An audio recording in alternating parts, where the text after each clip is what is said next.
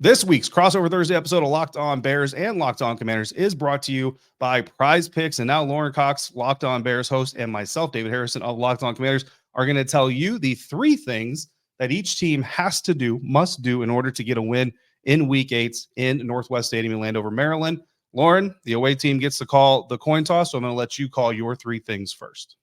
Yeah, sure. So I think first and foremost, if I look specifically to this Washington game, it's having a plan for the up tempo and the no huddle. Like the Bears have definitely been a team that prides itself on conditioning and working their guys hard through training camp in the preseason so that they don't run out of gas by the fourth quarter of games. I feel like they can outlast teams to the fourth quarter, but up tempo is a great way to really test that. And I don't think other teams have really tested the Bears in that regard. And sometimes that defensive line can get tired, and they've tried some different rotations in that group up front. So I think the Bears need to have a concrete plan there and to be able to stay a step ahead and not only just, get off the field on third downs so the Commanders can't get these, up tempo drives going where they get into a rhythm and march their way down the field, but also, find ways to stop the clock by getting ball carriers out of bounds, or, if you can force an incomplete pass so they can't hurry up to the line of scrimmage and get the next play going so that you can be ready on your substitutions when the clock does stop. Because that's the other aspect of this is, okay, you stop the clock.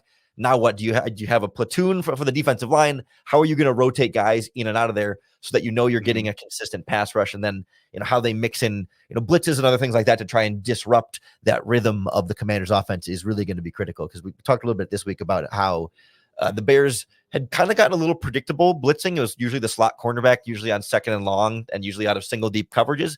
Last week against the Jaguars, they switched that up quite a bit and went more two deep coverages, blitzed on different downs, different places. So if they can stay one step ahead with the Commanders there, that's also going to be I sort of meshed in a second key to victory there is mixing up the pass rush to disrupt the offense, staying ahead of the up tempo. And then I think offensively for the Bears, right, it's about keeping things easy for Caleb Williams. When he struggled early this season, it's because they couldn't run the ball and they weren't on the same page with receivers. And so he had to do a lot. He had to throw the ball 50 plus times against the Indianapolis Colts, and they still lost in that game. But if they can keep the running game going, they've made good progress in that regard. If they can, let the checkdowns make plays after the catch, he doesn't have to throw the bombs all the time and make things happen everywhere for the offense. Just take what the defense gives you. Trust that your defense is going to give you an extra opportunity or two with a turnover at some point in this game, and let everything sort of come to Caleb. That's been really the formula for the Bears' success.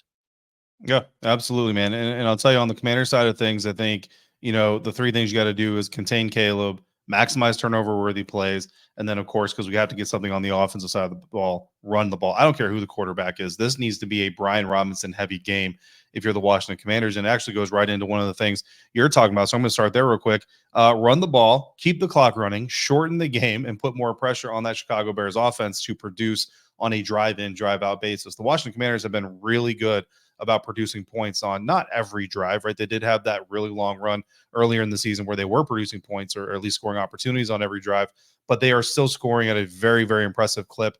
They still did it against, again, Carolina Panthers defense got it, but they still did that even with Marcus Mariota in the game last week. Now that he's going to have a full week, and just to be clear, Jaden Daniels not playing is not a for sure thing, but right now we're kind of operating under that belief. That's at least most of us here in Washington are operating under that belief. So that's why the conversation is slanted that way. But even if Jaden comes out there and plays, clearly he's still going to have a little bit of a rib owie going on. So you don't want to get him hit as much as possible. And the Chicago Bears, like we just talked about, they're getting a lot of pressure on quarterbacks. Their sack percentage compared to dropbacks that they're facing is really high. Their interception percentage is really solid.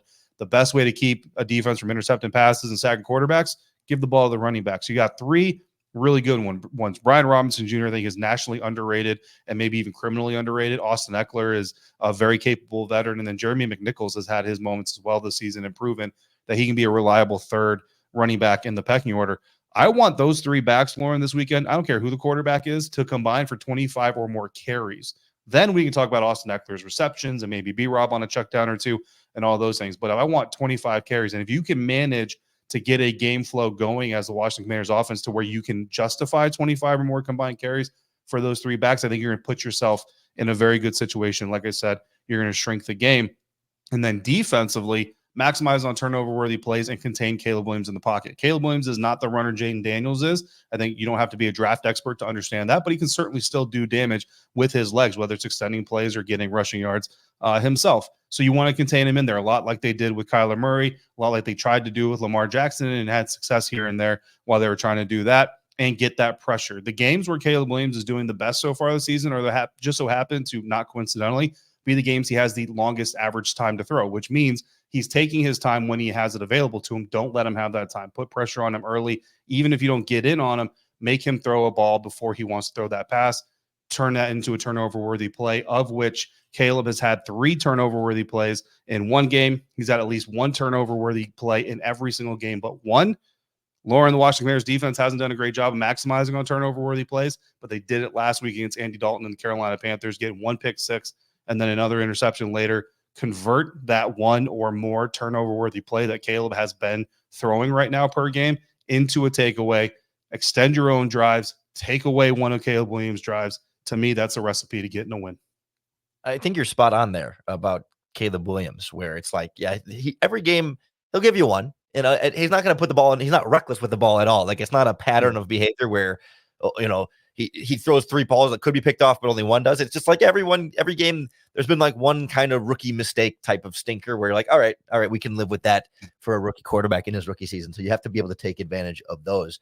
And with the Commanders running game too, like, the Bears defense has been a little bit more vulnerable on the ground than it has been through the air. And there's been a few games this year where they'll just randomly kind of give up a big, not a breakaway, like 60-yard kind of touchdown, but just like a couple of big gashing runs where I think the Commanders will have a drive or 2 in this game where it feels like, oh, they're in rhythm and everything's rolling, and they'll get a couple touchdowns on those drives. And you'll start to feel like, okay, there's a formula and a path here. It's just a matter of, can they do that for 4 quarters? And typically this Bears defense has been really good at, they'll give up a touchdown drive in the first half and then stand pretty darn strong the rest of it. They'll give up a touchdown drive in the second half and stand pretty darn strong for the rest of it. And then it's a matter of how much the Bears offense can then score to match what this defense allows. But I agree with you that, like, the under bet feels a little bit more likely here. I don't think this is going to become a full on like shootout in either direction, but I do find myself leaning towards, especially without Jaden Daniels, probably a Bears victory along the lines of where the money, where the spread is right now.